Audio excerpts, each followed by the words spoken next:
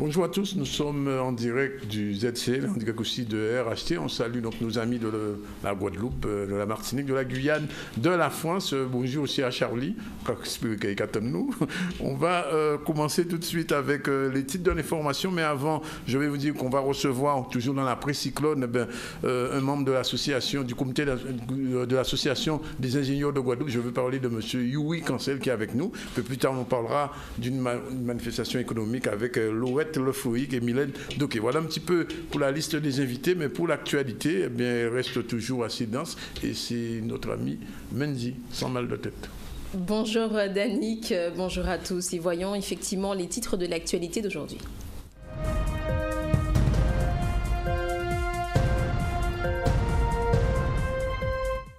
Et on continue avec ce décret qui crée une polémique. Eh bien, le sénateur M.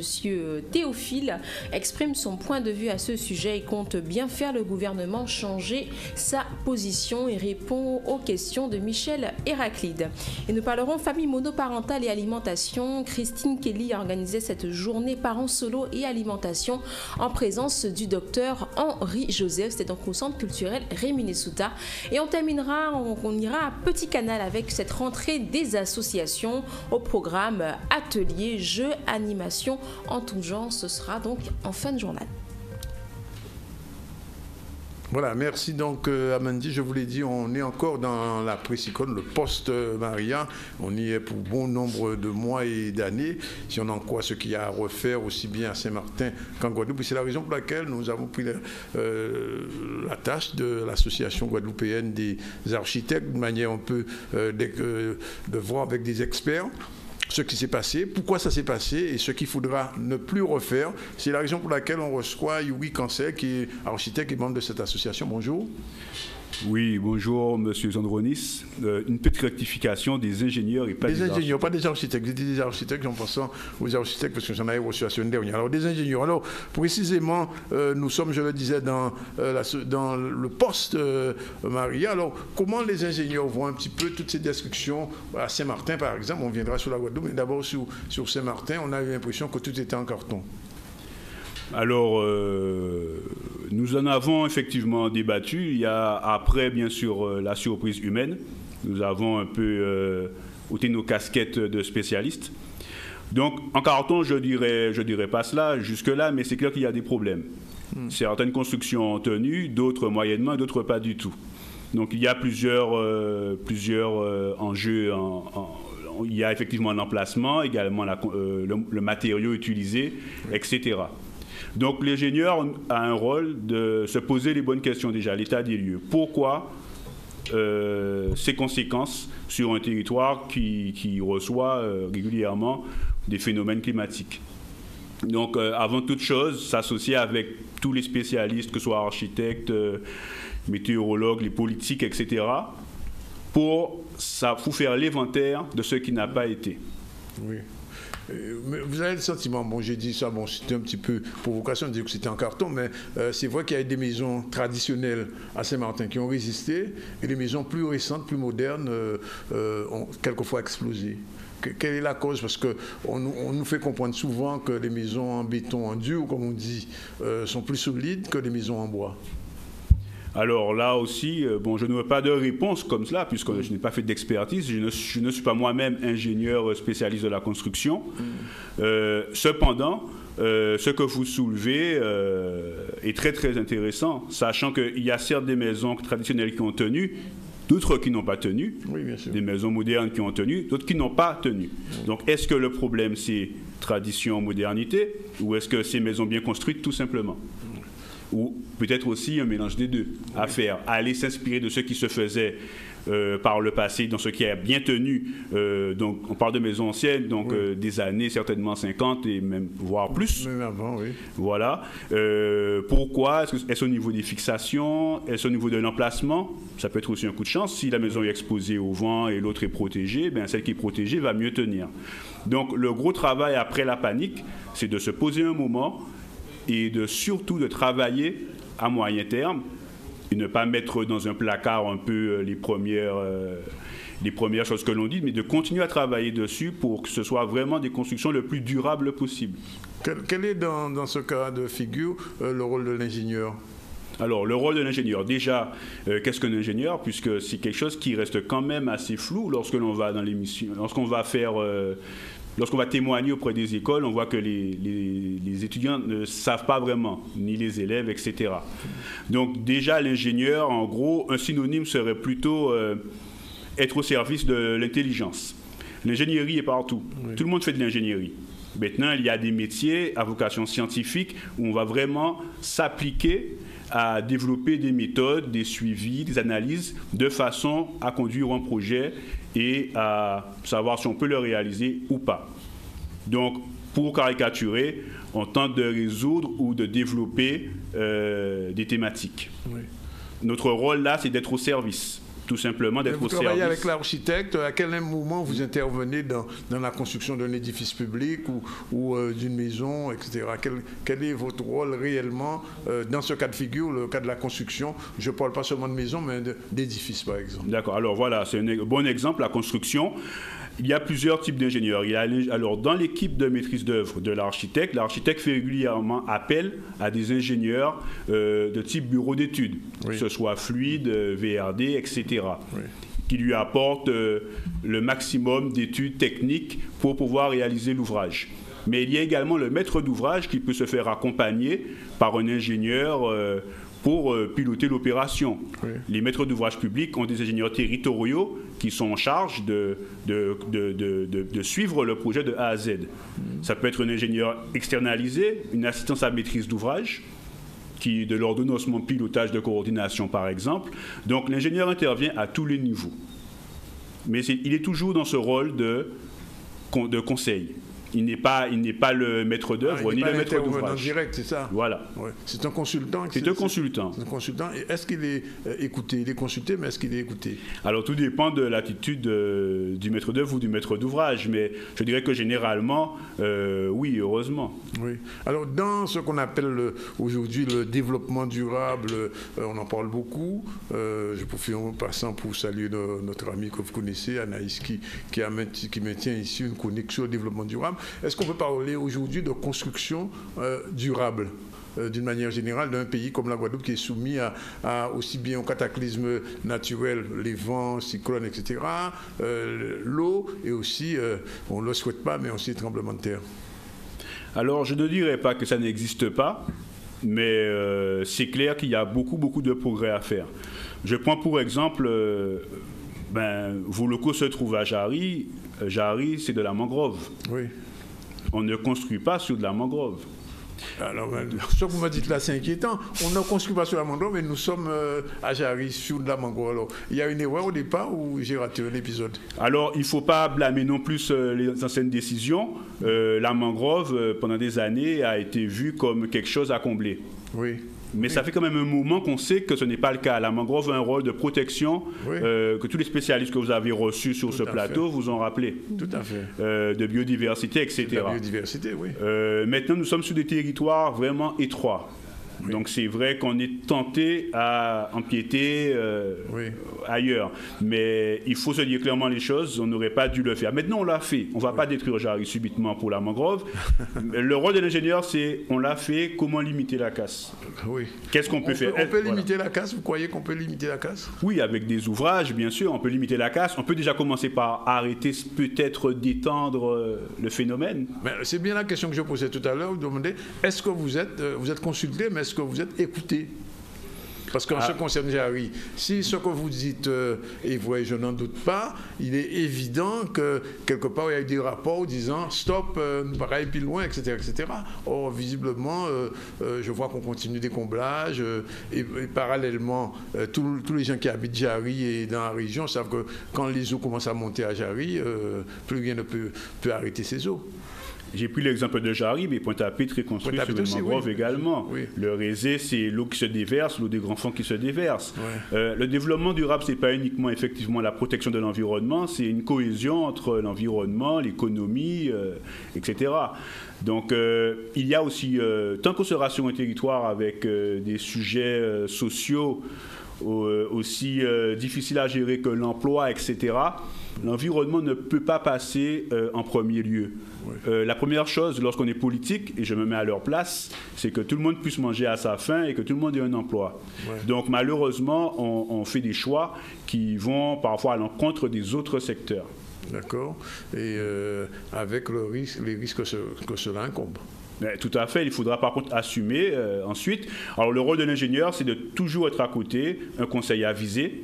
Oui. Maintenant, on ne se fâche pas lorsqu'on ne nous fait pas écouter. Oui, d'accord. Voilà. Mais dans le cas de Jarry, j'insiste un petit peu parce que, bon, c'est pas la première fois que je l'entends, mais enfin, dire de façon aussi claire, quand vous dites, bon, il fallait pas le faire, on l'a fait, qu'est-ce qu'on peut faire pour limiter la casse, comme vous dites? Alors, par exemple, les services de l'État qui ont beaucoup d'ingénieurs, DEAL, etc., ils font des plans. Des plans, ils prévoient, et disent, si Jarry a un souci, un raz-de-marée ou alors une situation catastrophique et il y a des zones différentes couleurs de dangerosité. Je ne sais pas si Canadi c'est dans la zone dangereuse ou pas.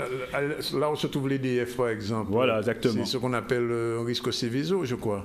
Le terme, je ne l'ai pas exactement, mais en gros, tout ce qui est d'industrie pouvant causer des dégâts, c'est surveillé. Et du coup, il y a une zone d'évacuation, des zones, voilà, etc. Donc, il y a des mesures de planification qui sont conçues par des ingénieurs des services de l'État, justement, pour se dire, bon, on a peut-être mal fait, mais on va essayer de limiter l'impact lorsqu'on aura un problème. Pas très rassurant tout ça. Ça c'est la réalité. Non, mais on nous dit ça parce que vous le savez, et tous les Guadeloupéens qui nous regardent en ce moment le savent très bien, sortir à Jarry aux heures normales de sortie, c'est déjà pas simple. Alors le jour où il y a une cata, je ne sais pas par quel hélicoptère on sortira de Jarry. Enfin bon, je ne veux pas effrayer les Guadeloupéens, mais c'est vrai que ce que vous dites ça, vous me posez un problème, le doigt sur un problème qui est récurrent parce que on est dans le post-Maria et post-Irma. Qu'est-ce qu'on a remarqué? On a remarqué que, et aujourd'hui toutes les polémiques tournent autour de cela, c'est qu'il y avait de l'impréparation. Et donc, bon, ça c'était pour les cyclones, mais là, le principal danger pour la Guadeloupe, d'une manière générale, ce ne sont pas que les cyclones, il y a aussi les tremblements de terre et peut-être moins les tsunamis, comme me disait notre ami Anténor à Bazac l'autre jour, mais enfin, un tremblement de terre, le jour où il y a un tremblement de terre, puisque M. Anténor à Bazac l'autre jour nous a dit que la dernière fois qu'il y a eu un vrai raz-de-marée à Pointe-à-Pitre, l'eau arrivait près du centre des Arts. Pas surprenant, vu le niveau de Pointe-à-Pitre par rapport à la mer. Oui, avec 2 mètres de haut, jusqu'au centre des Arts. Donc ça veut dire que Pointe-à-Pitre a été un pôle d'air, en fait, c'est ça, en quelque sorte. Et donc, les ingénieurs aujourd'hui, si vous aviez une construction à faire, on vous offre un terrain à Jarry pour construire au bord de la mer, vous refusez. Ah non, l'ingénieur ne peut pas refuser les choses.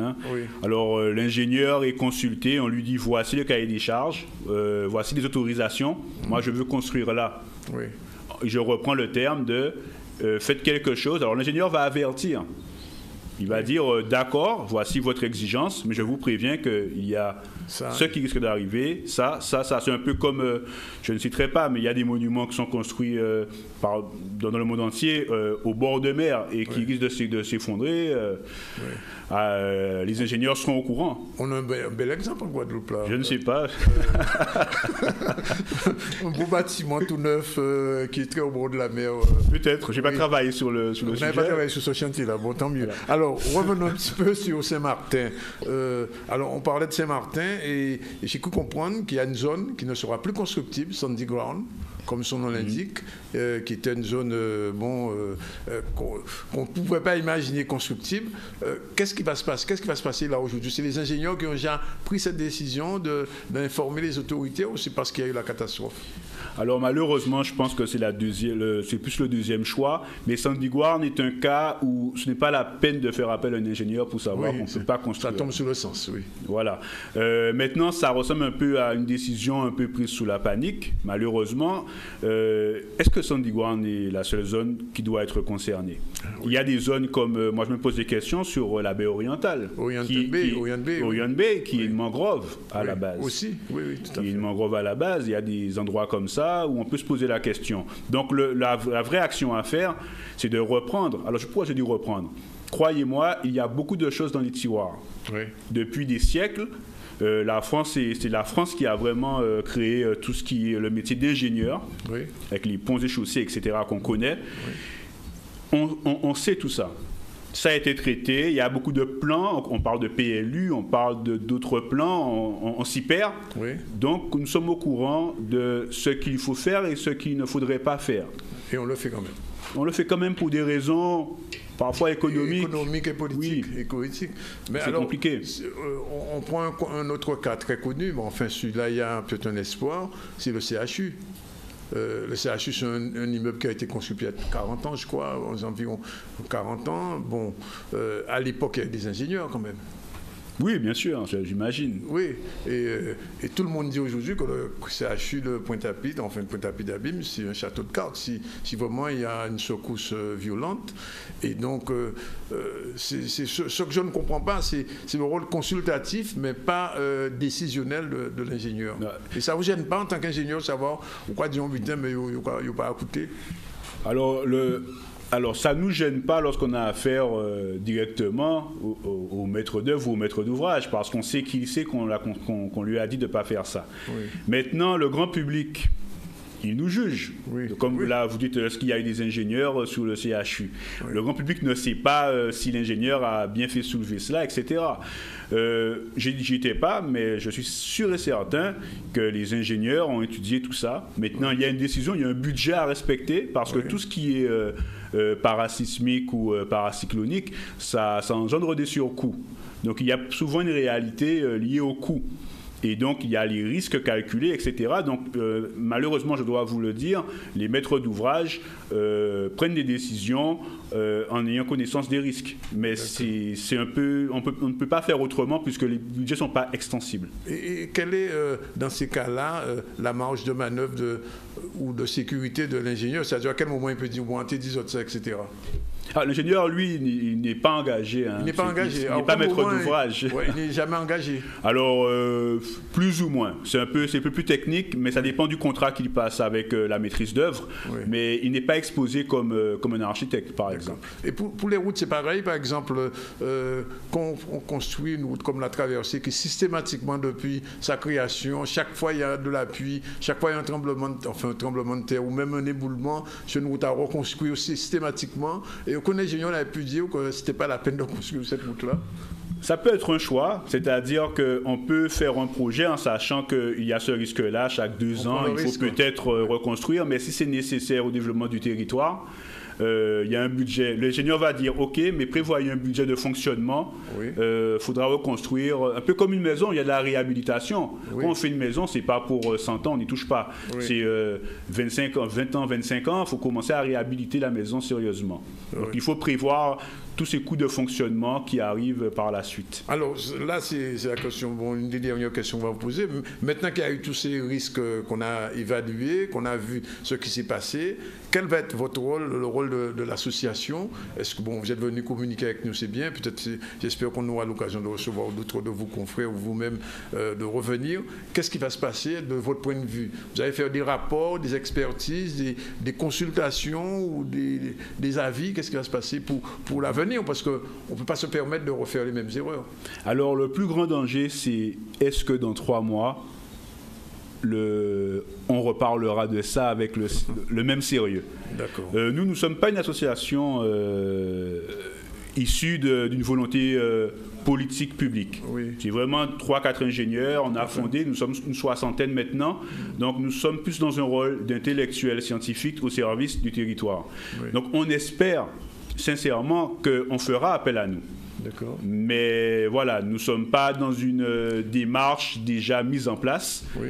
Et nous sommes à la disposition des politiques et de n'importe quel autre acteur socio-économique pour lancer des actions, de réflexion là-dessus, etc. Ça veut dire que vous allez peser un peu plus de poids désormais, vous serez un petit peu plus écouté, vous pensez? C'est notre volonté, maintenant ça ne dépend pas de nous du tout, mais c'est notre volonté. Merci de nous avoir invités, c'est déjà une vision médiatique, on nous connaîtra un peu plus aujourd'hui. Parce que je suis sûr qu'il y a des gens aujourd'hui, en vous entendant, là, on va dire, ouais, mais nous pouvons faire une voix, visiblement. Dernière question, sur les 50 pages géométriques, c'est le même problème? pour la Guadeloupe d'une manière générale? Les 50 pas géométriques, alors là, je rentre un peu dans le juridique, mais on connaît le sujet. Alors, il faut savoir, est-ce que les choses déjà sont appliquées? Oui. Voilà, le problème, c'est est-ce que ce qui écrit la loi, est-ce qu'elle est appliquée? Est-ce que les collectivités donnent des permis de construire en respectant les règles? Est-ce que la préfecture contrôle derrière? Parce que sur le papier, il y a des choses qui existent. Oui. Si elles sont respectées, je pense qu'on se sortira beaucoup mieux. Bien, ça, on a un petit peu froid dans le dos, on a entendu, mais en fait, c'est bien de pouvoir dire ça et que les Guadeloupéens le savent, et même au-delà de la Guadeloupe, parce que le problème concerne aussi, j'imagine, la Martinique, les îles environnantes. En tout cas, merci, M. Cancel, au nom de cette association des ingénieurs de la Guadeloupe. On espère avoir une suite. C'est votre première intervention, et je profite, je dis encore, pour remercier notre ami Anaïs, mais on espère pouvoir d'autres thématiques vous recevoir ici. Avec plaisir. Parce que ce genre d'information, il me semble, est vital pour notre pays et pour notre territoire et pour les Guadeloupéens d'une manière générale. Merci en tout cas. Il va être 13h, ça va être l'heure du premier rendez-vous publicitaire, puis on va se retrouver à partir de 13h05 environ pour le développement du journal. Ce sera avec Mendy et aussi en direct de RHT Guadeloupe 89.8. Voilà, c'est dit.